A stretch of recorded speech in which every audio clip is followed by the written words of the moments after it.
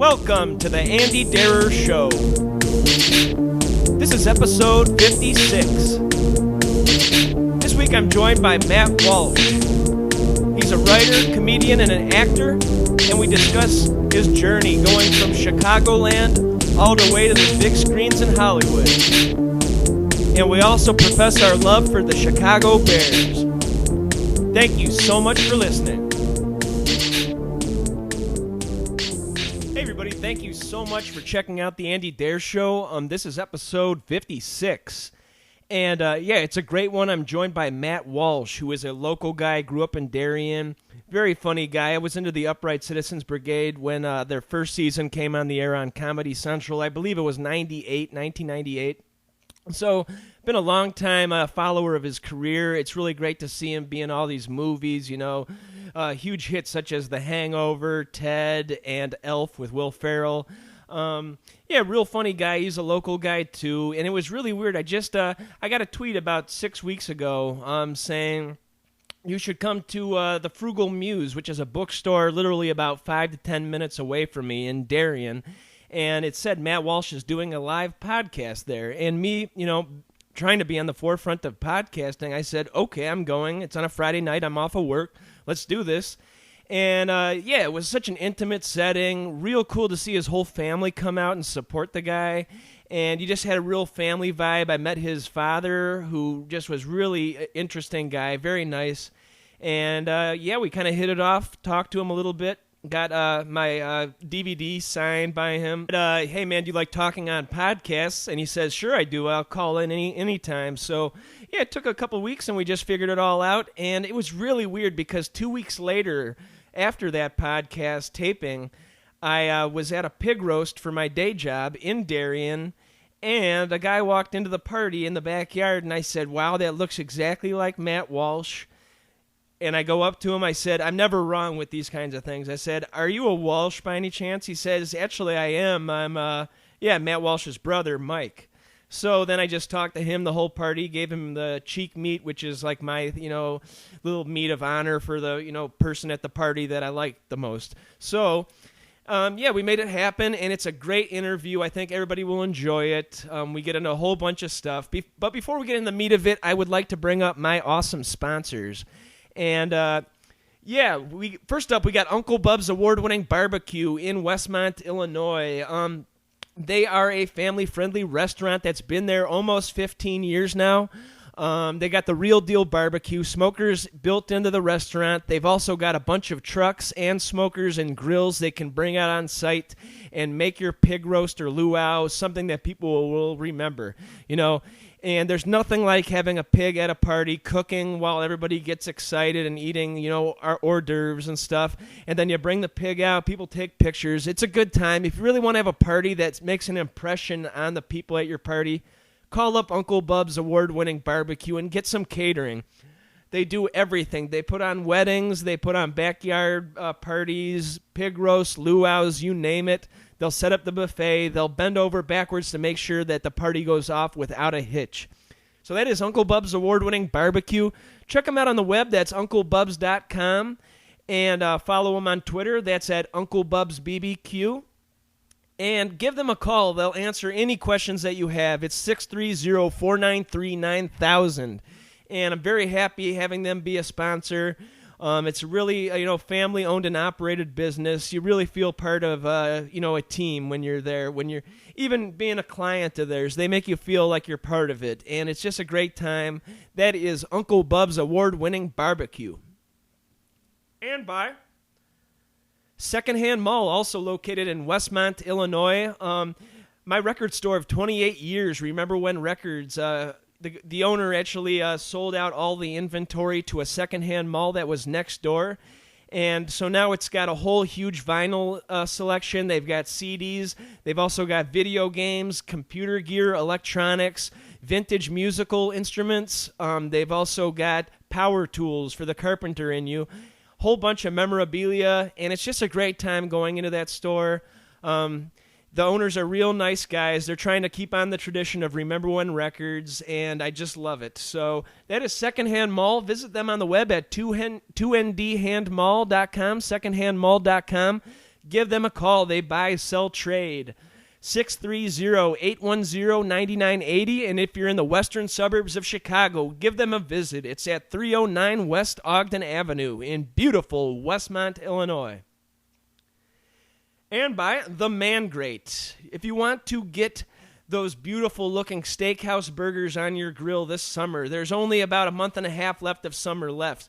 So if you really want to make a good impression on your diners, why don't you get The Man Grate? It's a big chunk of Detroit steel that just slides right on top of that chintzy existing grate that came with your grill. And you're going to be cooking through the convection of the steel instead of just drying out your meat with the heat of the fire or the whatever. But you got to get some serious BTUs going. But once you do, you're going to instantly achieve steakhouse quality burgers, fish, and chicken very easily. And you'll get those dark grill marks that you just can't get on that existing, coat hanger-esque grill grate. Also, if you want to support my show, it's been a year and a half. I want to thank everybody who listened, who has spread the word to a friend. Just click through on my website, theandydareshow.com. There's a banner on the upper right-hand corner. And we'll get to wet our beaks a little bit, and you'll also get to have an awesome Man Grate that you could easily give to a friend or a family member. And but you should make the catch, hey, you got to cook me some burgers on it first. So that is The Man Grate. All right, that's about it for the sponsors today. I also put out a thing on our Facebook and Twitter that we are looking for new sponsors for the fall. I'm going to be relaunching my website and pretty much having a whole new season of episodes coming this September. So I'd like to, include one more sponsor. And, yeah, just give me an email at andydarer@hotmail.com. And just tell me why you think you should be a part of the Andy Dare Show. All right, what's going on in the world of Andy lately? Last Saturday, I had the awesome opportunity of going to see Jim Peterick and the Ides of March over at an awesome chicken place. Kind of similar to Uncle Bub's in that it's, family-owned and operated. It's been there for a long time. It's the Del Rey's Chicken Basket. And Jim Peterick and company rocked that parking lot like it was Wembley Stadium. I mean, he brought out all the hits. He did all the songs from 38 Special. And the guy is more of a showman than anybody I've ever dealt with in my entire rock and roll experience. And I would love to have him on the show. I got to meet him afterwards. I got autographs from the whole band, and I asked him to be on the show. They said they're going to try to make it happen this fall. Totally nice guy. He lives local, so I don't think it's too far out of my grasp. Jim Peterick and the Ides of March. Check them out. He played an awesome 10-minute version of Eye of the Tiger. Actually went out in the crowd soloing with a cordless guitar, pretty much just going up to people and soloing in their face for a good couple minutes each. The guy's the consummate performer, awesome dude, nice guy too. That's Jim Peterick and the Ides of March. You can also check out my little sideshow I've started with Tyler Kahl. Follow him at Tyler Kahl, TYLERKAHL on Twitter. And it's called Smooth Operators with Tyler and Andy. We're going to be doing a webcam show about a half an hour every 2 weeks. We just kind of, he was a guest that I like to have back on a lot, and I feel like I could just do my own show with him. So we kind of got it off without a hitch, and he's a real nice guy, very funny too. He's out there in Los Angeles and just living the life out there. We're very different people, but we also agree on a lot of things, and I think this should be a really cool show. See how it grows and develops from here on out. So that's Smooth Operators. You can pretty much just find out about them through all my sites and all my social networking stuff. And last on the docket, before we get into the awesome Matt Walsh interview, is I wanted to share anybody that's been retweeting or sharing any of my posts on the interwebs. I said I'd spread your name on my next show. And let me take a look at who's been, spreading the word to their people. It really means a lot to me. I mean, not just that you're listening, but you're telling others too as well. Got a great guy named JT3000. Follow him at JAYTEE3000. Real nice guy. How about MZ_Rocco, Ms. Rocco? Thank you for spreading the word. How's about Copyright, the rapper, always spreading the word for me, COPYR or WRITE. how's about? I think that's about it for now. Oh yeah, Dan's Acoustic GRG, Dan's Acoustic Garage, and the UP Music Scene. I might actually be guesting on their show next week, so follow them on Twitter as well. And that's about it for this week. Oh, yeah, Andy Metz, another good friend from Chicago. Andy Metz, ANDYMETZ Music. Andy Metz Music on Twitter. All right, yeah, keep sharing my stuff. Keep spreading it, the word. Keep retweeting, and I'll keep saying your names on the next episode of the Andy Dare Show. So before I yap your ear off completely like Evander Holyfield, here is episode 56 with Matt Walsh.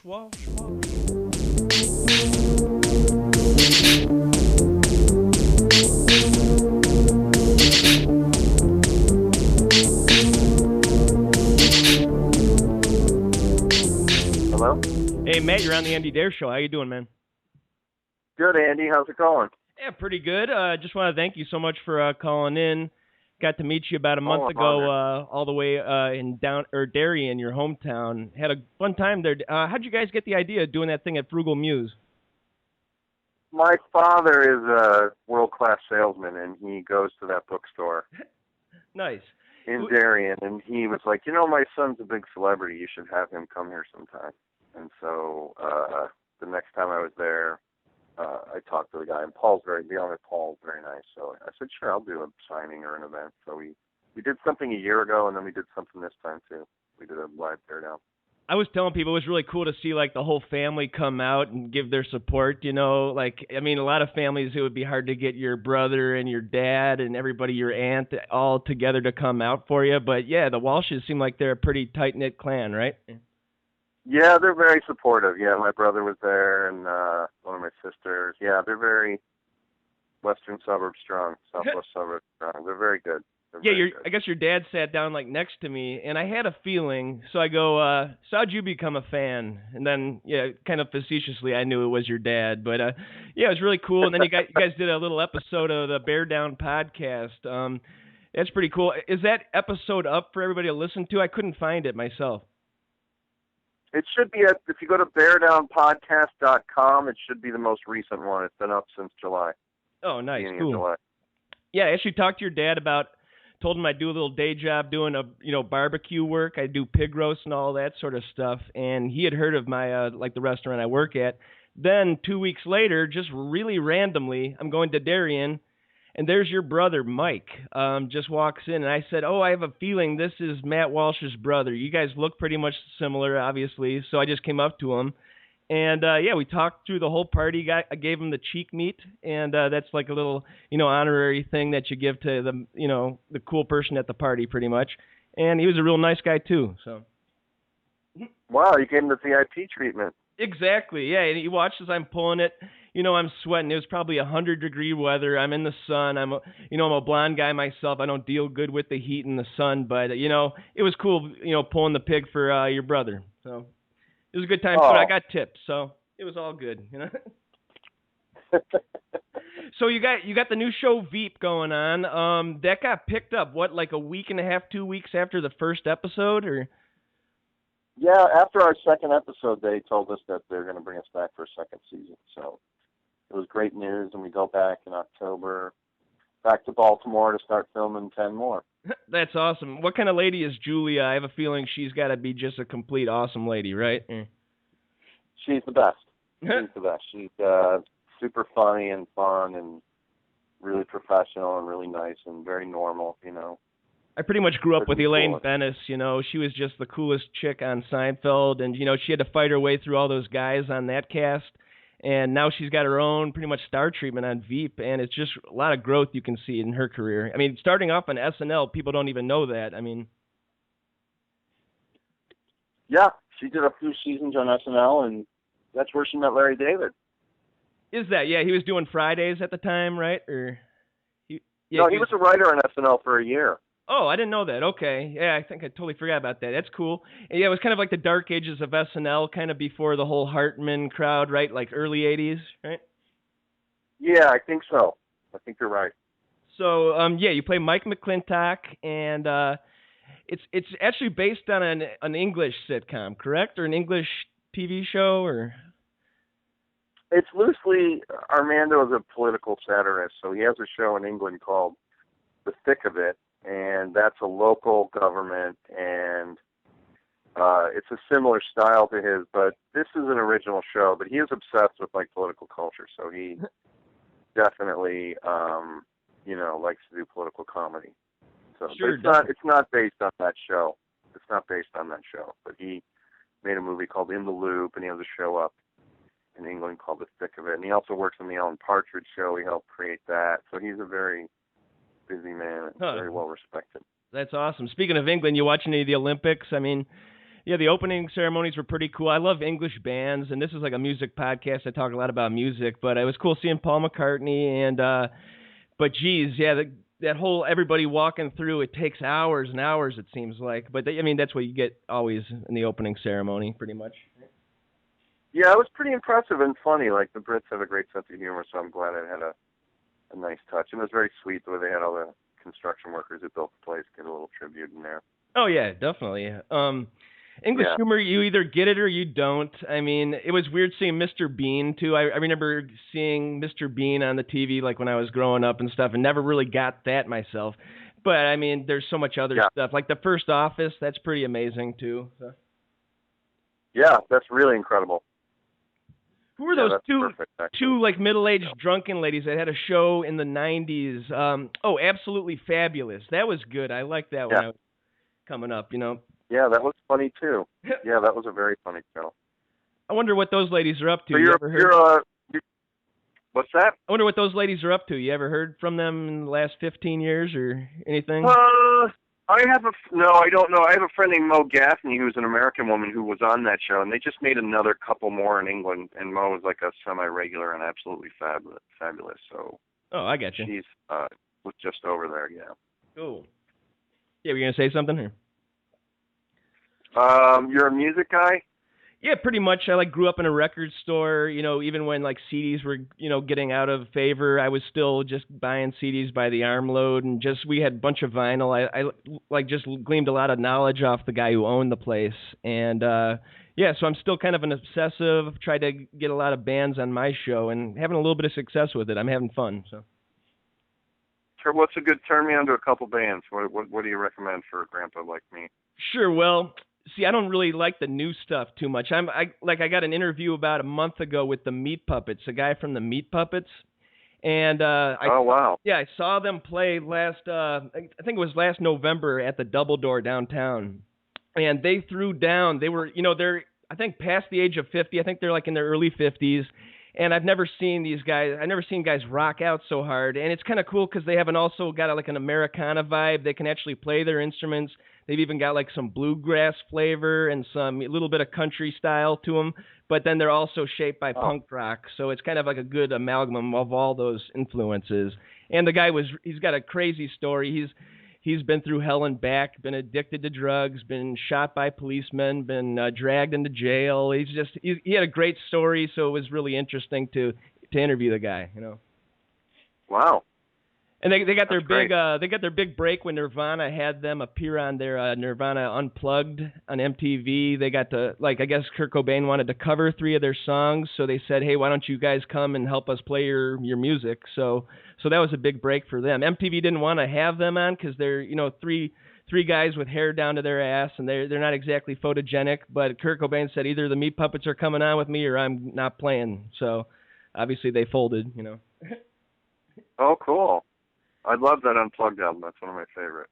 Oh, yeah. That's, when you take away all the noise and all the distortion, if you can still have, amazing songs and memorable lyrics, I think that's the sign of a true great band or artist. Well, how about growing up? Did you ever go downtown? I mean, you grew up in Darien. Did you guys go down to, the Metro or anything and catch bands live, high school or college years or? I went to Northern and I saw that's how I saw bands like, what's the Milwaukee? Violent Femmes, and I saw the Kinks, and I saw, what else did I see at Northern? And then in Chicago, I caught some local bands, like a lot of blues, obviously, and, but I can't remember any of the music I saw. I was mostly doing comedy shows. Nice. Hey, I talked to Paul Gilmartin. You aware of him or? Yeah, Yeah, he he's does hilarious. the mental illness happy hour. He's got the Representative Richard Martin character, which I didn't even know was a character Yeah, the first couple times, you know. But he knows a ton about music. He's been like a guitar collector for the last 20 years. He actually played in an early incarnation of Freddie Jones' band, so he had some interesting stories too. And he did the same thing. He went from doing the music thing to just light bulb went off in his head and say, "Hey, I like comedy better." So it's kind of a similar gig, I you see know. him a lot now. Yeah. Yeah, So yeah, how about I got a couple other things. Yeah, Bear Down podcast. Are you guys going to be amping that up and doing it like every week, you know, during the actual season or? yeah. We start up probably a couple weeks out of preseason. In preseason, we'll probably start up. Yeah. How you feeling about the squad this year? I like the Bears. You know, I always like them, but I think the offense is it's exciting to have, you know, a weapon like Brandon Marshall and this kid Alshon Jeffries. I'm excited to see him. He's a big target. I always felt like the Bears just needed that guy that Roy Williams was supposed to be, which is like just throw it up in the air and he'll get it. Exactly. Yeah. Well, Kellen Davis. I mean, yeah. Yeah, he's coming back, and they made some. You know, it'll be interesting to see how their first rounder does on the defensive line. He's supposed to give Pepper some relief, and I think the linebackers have another good couple of years in them. So it'll be interesting. I'm hopeful with like the new GM, you know, Phil Emery. I think he might bring some changes, or you know, actually keep guys around long enough to get them, you know, into the swing of things and have them actually, you know, mature correctly instead of just like, you know, throwing away people the first season that they screw up and stuff like that. So.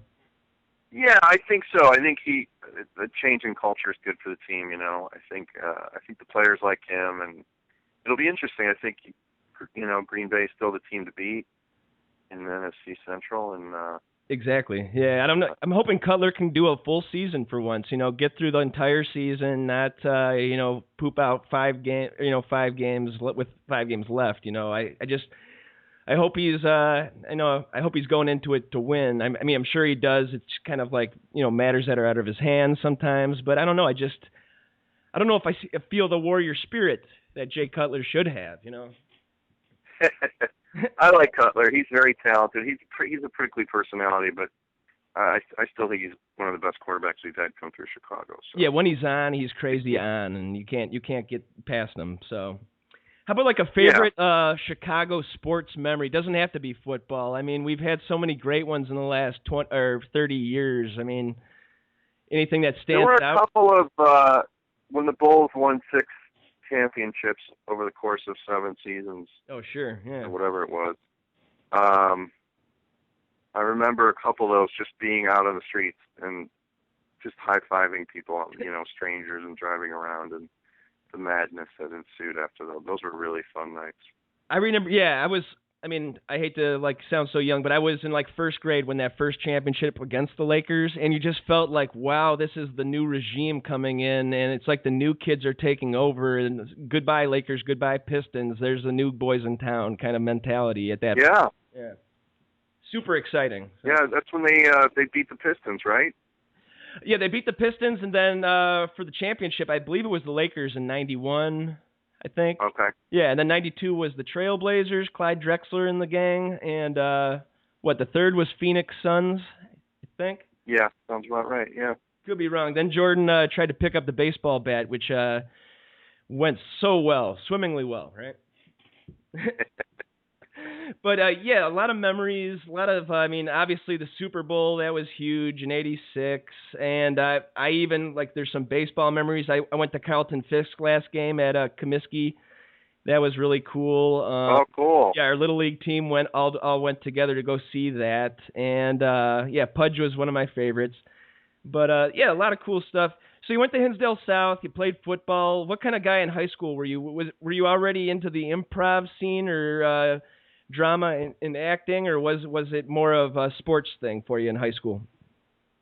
I think I was kind of figuring out what I wanted to do. I didn't know. I only played football for like really 1 year, my senior year, and actually did gymnastics for a couple of years, which is crazy to think about now.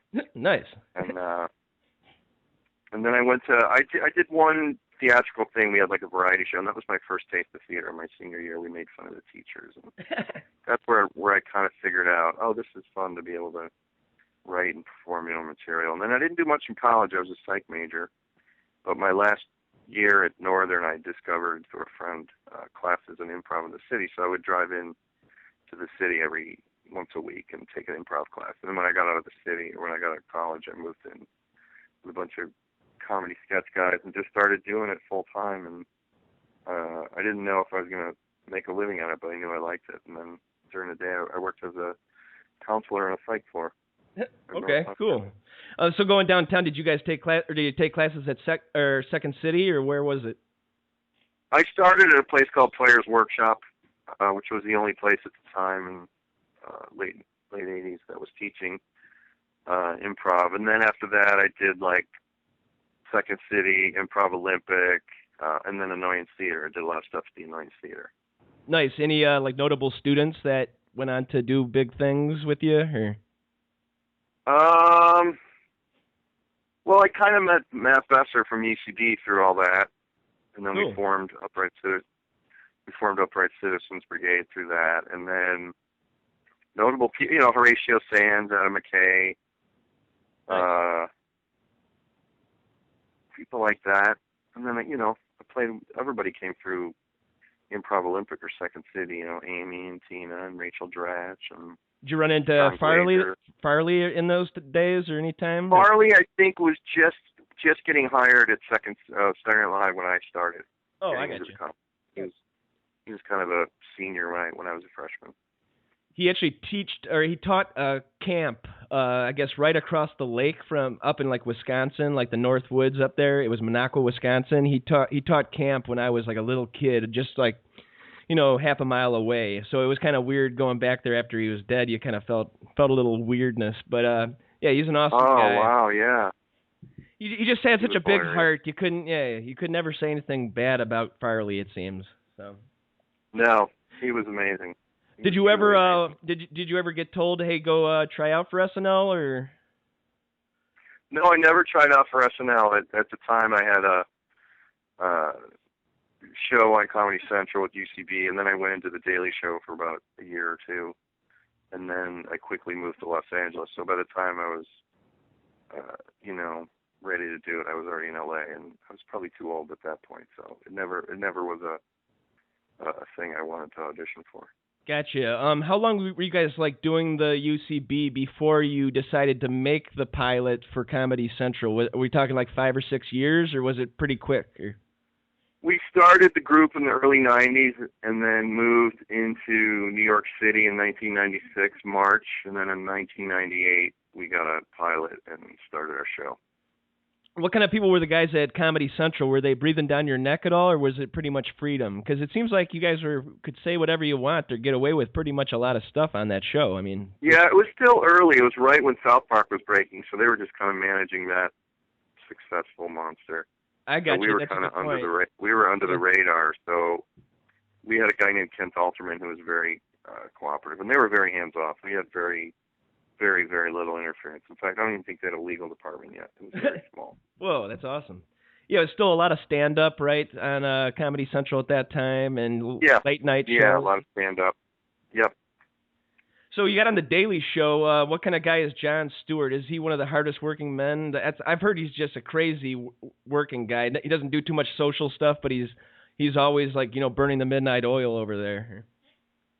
Yeah, he's a very bright guy who has a very specific sensibility that's perfect for that show, and he was very accommodating and very nice. He just wants you to be funny, and if you needed anything, you could ask him for it. So he was a good leader for that show and a good boss, if you will.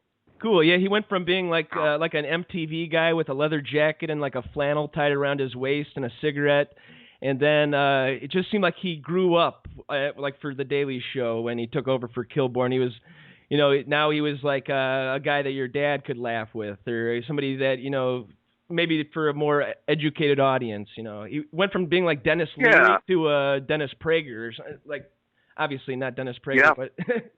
Similar, yeah. Yeah, I know what you mean. I think he found his voice. He found his footing. I think he was trying to figure it out. I think he thought he was going to be an actor because he did some movies along the way and he hosted some shows. And then I think once he got into that chair, he realized, like, because he's a great writer, you know, so he was able to, like, create material for his own voice. And I think that really, he hit his stride.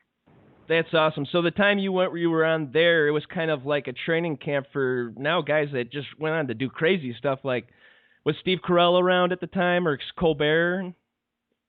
Colbert was still there, and Carell was going back and forth. He had just started to do movies when I was there.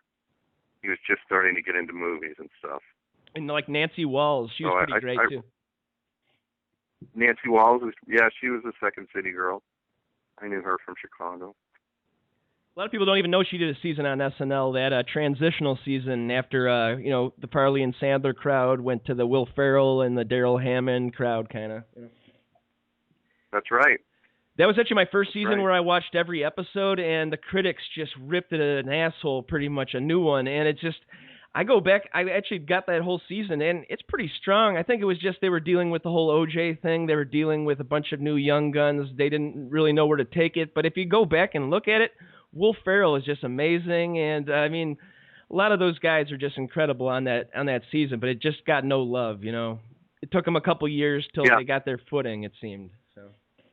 Yeah, it does. I mean, it's a pressure cooker. I think you just have to hit right away, or just make your mark so they can write for you. You know, you have to fit into that show in a way that's, you know, it's not your show. You're being written for, and you've inherited a legacy. So there's a certain style you have to fit into. So it's very challenging. You're kind of a conduit at that. Was it something like that liveness to it? Was that something that kind of would be uncomfortable for you, or is that something where you think you would shine personally? I think I love live performing, but you know, I who knows? You know, it's such a pressure cooker. You know, I don't know how I would respond to that. I mean, it's a great show and it's a tremendous opportunity for your career. It makes you a household name instantly. How about like in UCB? Is there like one character that people keep coming back to? Like I just love that titular line guy. I've been trying to spread that one like through all my friends and stuff. I was gonna say I had the titular line in the Frugal Muse when I went up to meet you. Like that Muse, she's a frugal muse or something, you know. But or how about Lunatic was great as well. Yeah, that one or Ask Pennies comes back a lot. Oh, yeah. How did you get the character of Lunatic? I mean, obviously like 70s police, like blaxploitation almost, or... Yeah, I had done a show at The Annoyance, and it was an old character I'd been doing for a while in Chicago. And it was a kind of almost like a live comic book, like very large characters. And I was just, it was basically a 70s cop over the top. And I always liked the character that talked to God, like in Fiddler on the Roof, and he always had conversations with God. I always enjoyed that. Just pointing to the sky and you! Yeah. That was pretty great. And the titular line guy, that was kind of like, I love looking back at that because it was back when the video stores were still a real cool place to hang out. And I do miss video stores. All the Blockbusters are closing their doors around us. Same thing are happening to the CD stores. It's just everything's going to be on your computer, basically, right? Yeah, they are. They're all going away. Do you miss that, like having an actual physical thing to show people? Like, I mean, we still got DVDs and stuff like that, but I think they're going out of style. Is that something that you miss, or is it just on with the new thing? Whatever's quicker and easier, that's kind of not a bad thing, really. It's just the new brigade, kind of. I think the positive thing about like things like Netflix is you can get everything and you don't have to like leave the house, and it's very quick and immediate. But I think there's something. It's almost entertainment to stroll into a video store, much like a bookstore, and not have an idea what you're looking for, and then to pick things off the shelf and learn about them and read them. And I think that's gone. There's a certain spontaneity and a certain, I don't know, like education that you got when you walk through a video store. Yeah, like my record store. I was telling you, I grew up in a record store. Like the guy retired last year. He sold out all of his inventory, but he sold it to a secondhand mall shop kind of place. And Really?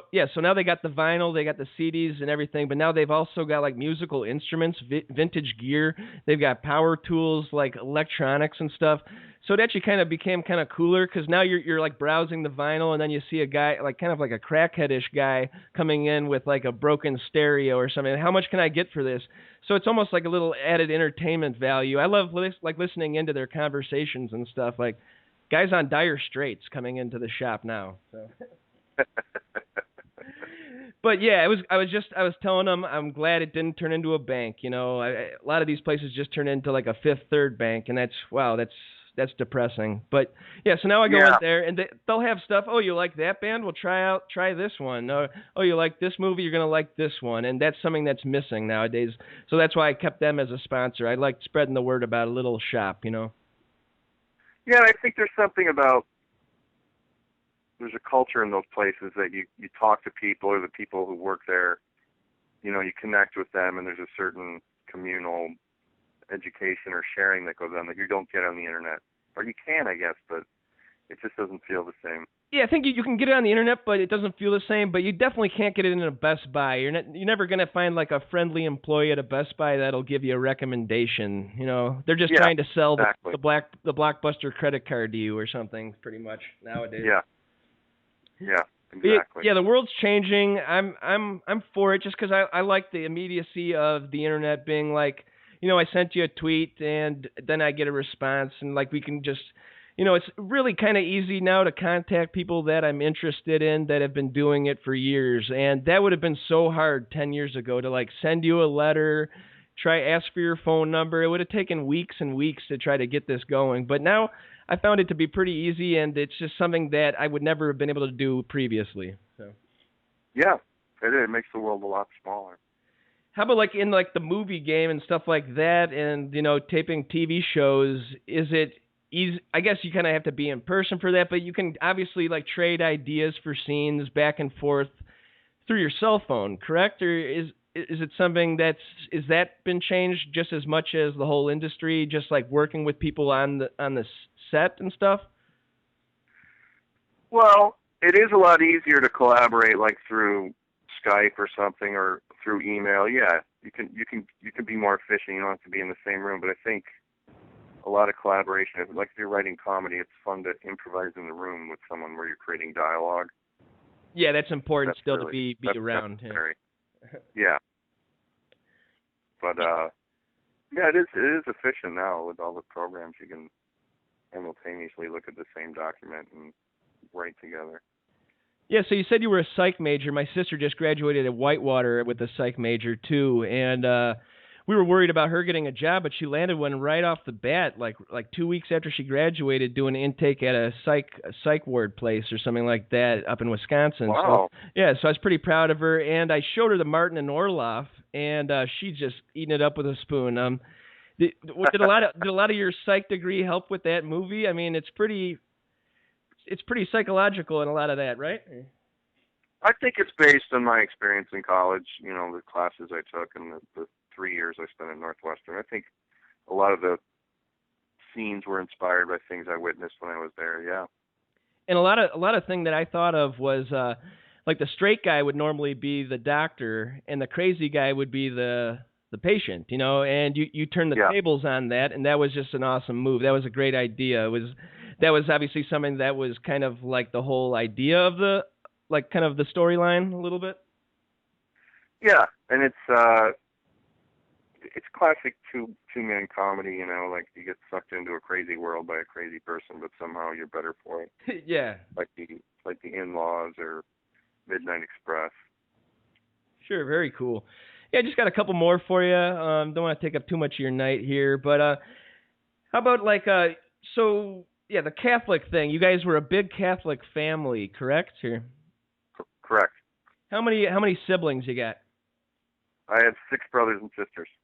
Wow, was it a real cool thing to have a really big family, or was it kind of like you're fighting for attention?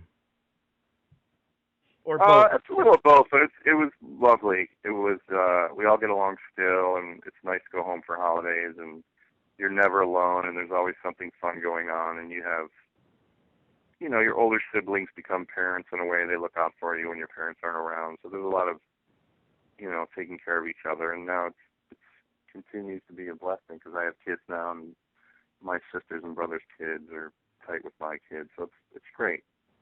That's very awesome. Like, I just have one sister, and I always wished I had a bigger family, with more, like more things going on. But like the whole Catholic thing, did you have to? Did they send you off to CCD or Sunday school when you were growing up? Yeah, I did CCD. Yeah, I did CCD and Sunday school and all that stuff. Yeah, youth group. Nice. Like retreat. Looking back, I did have fun, but during the time, it felt like pulling teeth or torture. But looking back, I actually did. I had fun with friends and got to act out a little bit without being too crazy. You could do the smallest things, and that was considered acting out at that point. Yeah, it's easy to be funny in church. Did you ever get hit by a nun? Yeah, I went to Catholic school in Chicago. Yeah. Oh, for sure. Had a ruler broken on my hand. But they built you to be the man you are, correct? Or? Yes. It only made me stronger. That which doesn't kill you only makes you stronger. That's very true. Are you looking at like with your kids, you gonna raise them Catholic, or is it more of what they want when they reach that age of what they can consciously figure out what? Yeah, I think there might be some like Catholic traditions that I'll expose them to, but it's kind of whatever they choose. Very cool. Yeah, how about that Chick-fil-A thing going on? God, all my like, especially my really open-minded friends, they're basically saying that I'm, dragging a gay man like behind my car by going to get a chicken sandwich at Chick-fil-A, and I don't know. I kind of feel like they are a private business. You can boycott it as much as you want, but I kind of feel like it's America. They can kind of make their own rules. You don't have to go. They're not shoving, their ideology, whatever. They're not shoving it down your throat. I think. I mean, it's fine to be totally open with all that, but I don't know. Just to condemn somebody's business, it just seems like you're just burning too many calories in the wrong area. How do you feel about that? I mean, the whole controversy in their policy is they condemn do they condemn homosexuals? Is that what the owner is? What is the? Well, that's what the whole thing was. It was an interview with the owner, and they said because they close on Sundays, are you completely? Is this a Christian organization? And they said yes.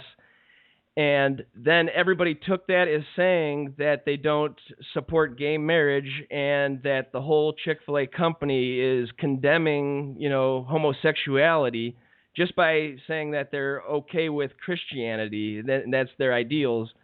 I think that they're just kind of reading too into it, and I don't know. I mean, until they come out and say we hate gay people, I reserve judgment. Just like I think everybody should just kind of back off and reserve judgment. Just go to or maybe just start your own chicken stand that's totally gay friendly, and then have that take off, and that'll be yeah. I don't burn too many calories just well, getting yeah. angry about There's it. nothing wrong with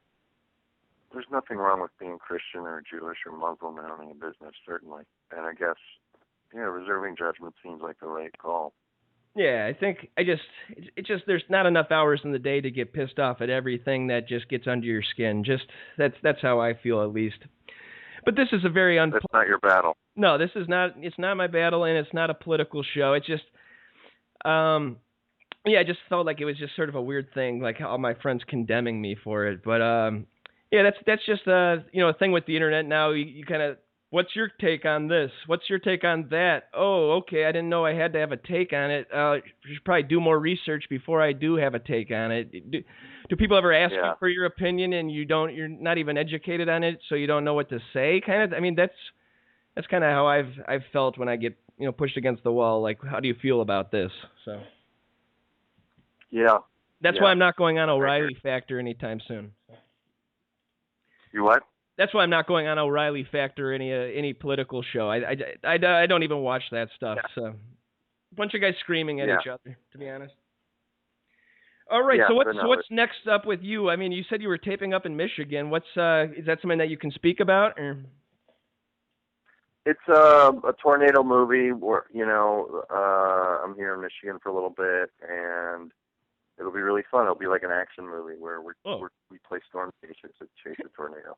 Oh, that sounds really cool. I always kind of wanted to get into that whole science, but I just didn't have the time. But yeah, I always love watching those storm chaser guys. Anybody else in the cast we should know about? Or? There's a woman, Sarah from The Walking Dead, and then there's a guy, Richard, who is in the new Hobbit. Oh, I got you. Peter Jackson. The Peter Jackson one? Cool. And there's one of the kids was in We Are Marshall, a young actor, and then there's a kid from iCarly, so there's a mix of adults and kids on the movie. Hey, what part of Michigan were you in? Detroit area. Oh, I got you. Okay. Wait, do they have many tornadoes up there, or was it just was this not a tornado chasing scene? Or I think it's production like the deal that the state's giving them, I think, is the reason they're here. I gotcha. Yeah, cool. Yeah, I hear a lot of people aren't taping as much in Hollywood and California because the taxes are so high. They go, like Breaking Bad is supposed to be in Southern California, correct? And now don't they really tape that in Texas or Louisiana or something? No, Breaking Bad is based in New Mexico, and they film in New Mexico. Oh, it is? Okay. Huh. Yeah, but cool. New Mexico is like one of those states that gives you tax money back. Nice. Get your money's worth. Get your bang for your buck, huh?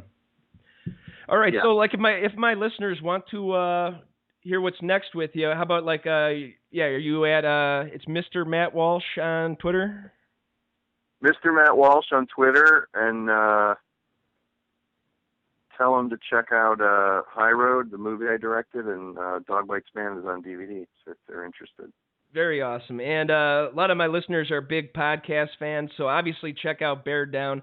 I tell you what, I feel like this hot summer, it's losing some wind, and I can just feel like the fall is getting closer every day. It just feels great, and I can't wait for the football season. Can't wait for, new Bear Down episodes, definitely. So. Yeah, I'm excited about football, too. It'll be good. Maybe I'll see you at a game. Awesome. Yeah, I would love to go to a game. So I guess check out Bear Down. Check out The High Road on DVD now. And just want to thank you so much for taking the time out. It was really cool meeting you at the Frugal Muse, and the whole family seems like really cool people, real nice, Midwesterners. I liked seeing that. So. Thank you, Andrew, very much. All right. So on behalf of Matt Walsh, this is Andy Dare signing off for the Andy Dare Show. Be sure to follow Andy on Twitter. That's at Andy Darer, ANDYDERER, and like our show on Facebook. That's facebook.com/The Andy Darer Show. Videos at youtube.com/Andrew Martin Dare, and it all leads back to theandydareshow.com. Support our show by supporting our sponsors: Uncle Bub's award-winning barbecue, The Man Great, and Secondhand Mall. Thank you so much for listening.